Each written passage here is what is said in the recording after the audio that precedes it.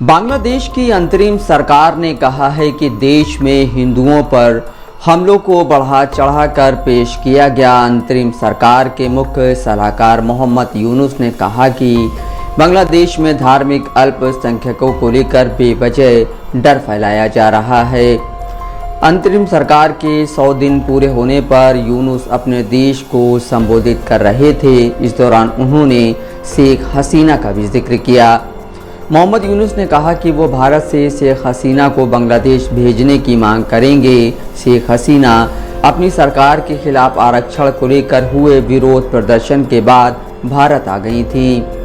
अपने संबोधन में यूनुस ने कहा, जब हमने सत्ता संभाली उस समय बांग्लादेश पूरी तरह असुरक्षित था। उस दौरान धार्मिक अल्पसंख्यकों में जानबूझकर आतंक फैलाने की कोशिश की गई और कुछ मामलों में उन्हें हिंसा का सामना भी करना पड़ा, लेकिन ऐसी घटनाओं को बढ़ा चढ़ाकर प्रचारित किया गया। कुछ ऐसी घटनाएं हुई जो ज़्यादातर राजनीतिक प्रकृति की थीं, लेकिन बांग्लादेश को अस्थिर करने के प्रयास में उन्हें सांप्रदायिक रंग दिया गया। आपके समर्थन की मदद से हम स्थिति को नियंत्रण करने में सक्षम हुए। मोहम्मद यूनुस ने आगे कहा, हमारे कार्यभार संभालने के ठीक 2 महीने बाद बांग्लादेश में लगभग 32,000 पंडालों में दुर्गा पूजा मनाई गई। सरकार ने एक अतिरिक्त दिन की छुट्टी का भी आदेश दिया, जिससे उत्सव में 4 चांद लग गए। हिंदू समुदाय के लोगों को बिना किसी बाधा के पूजा करने के लिए सुरक्षा व्यवस्था की गई। हमने हिंदू समुदाय के खिलाफ हिंसा की हर घटना की जांच की मांग की है। हम बांग्लादेश में न केवल हिंदुओं बल्कि सभी धार्मिक अल्पसंख्यकों की पूरी सुरक्षा सुनिश्चित करने के लिए हर संभव कदम उठा रहे हैं। अंतरिम सरकार की ओर से मोहम्मद यूनुस ने कहा कि उनकी सरकार शेख हसीना के प्रत्यर्पण की मांग करेगी।